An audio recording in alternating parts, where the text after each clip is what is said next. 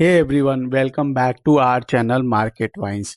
Guys, एक तरफ foreign investors यानी एफआईआई लगातार इंडियन स्टॉक मार्केट से पैसे निकाल रहे हैं और दूसरी तरफ डोमेस्टिक इंस्टीट्यूशनल इन्वेस्टर्स यानी डीआईआई मार्केट में पैसा डालते जा रहे हैं। अब बड़ा सवाल ये है, क्या डीआईआई की बाइंग स्टॉक मार्केट क्रैश को रोक सकती है या फिर अगर एफआईआई बेचते रहे तो मार्केट फिर भी गिर सकता है। आज के वीडियो में हम इसी टॉपिक को सिंपल लैंग्वेज में समझेंगे। ये वीडियो सिर्फ एजुकेशनल और इंफॉर्मेशनल पर्पज के लिए है। ये कोई बाइंग या सेलिंग रिकमेंडेशन नहीं है। किसी भी इन्वेस्टमेंट से पहले अपनी रिसर्च करें या अपने किसी फाइनेंशियल एडवाइजर से सलाह लें। सबसे पहले बात करते हैं मार्च 2026 की।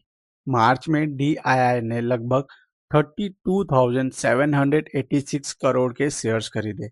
लेकिन इंटरेस्टिंग बात यह है कि इतनी बाइंग के बावजूद भी निफ्टी 50 लगभग 2.9% गिर गया और महीने के लास्ट वीक 5 मार्च को 24,450 के आसपास क्लोज हुआ। यानी एक तरफ डोमेस्टिक इन्वेस्टर्स खरीद रहे थे, फिर भी मार्केट नीचे आ गया और इसी वजह से इन्वेस्टर्स के मन में एक डाउट है, क्या डीआईआई बाइंग मार्केट को क्रैश से बचाने के लिए काफ़ी है? अब यहाँ एक बहुत इंपॉर्टेंट चीज़ समझना जरूरी है। इंडिया में म्यूचुअल फंड्स के थ्रू एसआईपी इन्वेस्टमेंट बहुत स्ट्रांग हो चुका है। हर महीने 30,000 करोड़ से ज़्यादा का पैसा एसआईपी के थ्रू मार्केट में आता है और जब म्यूचुअल फंड्स के पास इतना पैसा आता है तो उन्हें ये पैसा मार्केट में इन्वेस्ट करना ही पड़ता है। इसका सिंपल मतलब है, चाहे ग्लोबल मार्केट में वॉलेटिलिटी हो, चाहे एफआईआई सेलिंग कर रहे हो, डोमेस्टिक मनी मार्केट को एक स्ट्रॉन्ग सपोर्ट देता रहता है। अब दूसरी तरफ क्या हो रहा है वो भी समझ लेते हैं। एफआईआई काफ़ी एग्रेसिव सेलिंग कर रहे हैं और ग्लोबल फैक्टर्स भी प्रेशर क्रिएट कर रहे हैं। जैसे कि ऑयल प्राइजेस लगभग 28% तक बढ़ गया है, जो मिड 2022 के बाद हाईएस्ट लेवल पर पहुंच गया है। इसी टेंशन के बीच निफ्टी 50 एक 10 मंथ के लो तक आ गया और मार्केट वॉलेटिलिटी भी 21 मंथ के हाई पर पहुंच गई। इसीलिए इन्वेस्टर्स थोड़ा कॉशियस भी हो गए हैं। अगर हम 2026 के ट्रेंड्स देखें, जनवरी में डीआईआई ने 69,000 करोड़ से ज़्यादा इन्वेस्ट किया। फरवरी में भी 38,000 करोड़ से ज़्यादा इन्वेस्टमेंट हुआ और अब तक 2026 में टोटल 1.4 लाख करोड़ से ज़्यादा डीआईआई इन्वेस्टमेंट हो चुका है।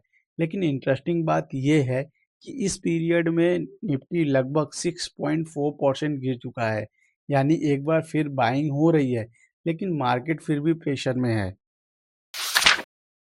अगर थोड़ा पीछे जाके देखें, 2025 में डीआईआई ने 7.8 लाख करोड़ इन्वेस्ट किया था और उस साल निफ्टी 10% से ज़्यादा बढ़ा था।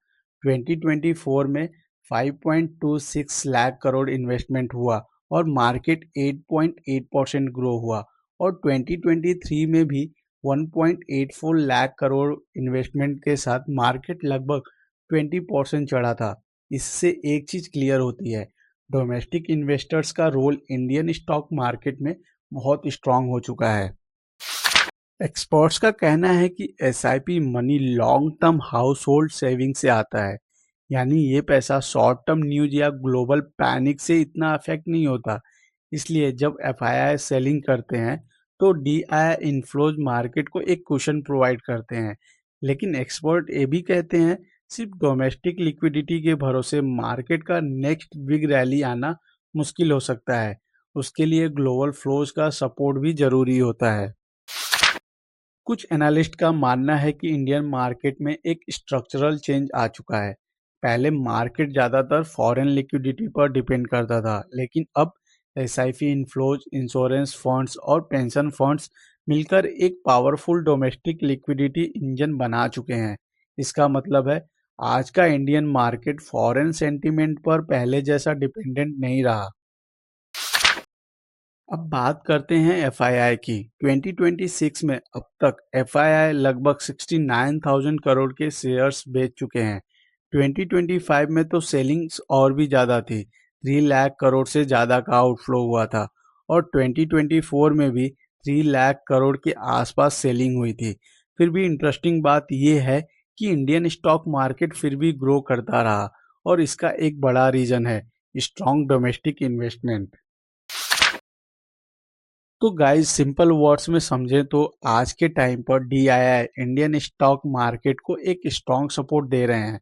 उनकी बाइंग मार्केट को स्टेबिलिटी और कुशन जरूर देती है, लेकिन अगर ग्लोबल फैक्टर्स और एफआईआई सेलिंग बहुत ज़्यादा स्ट्रॉन्ग हो जाए तो सिर्फ डोमेस्टिक मनी मार्केट को ऊपर ले जाना मुश्किल हो सकता है।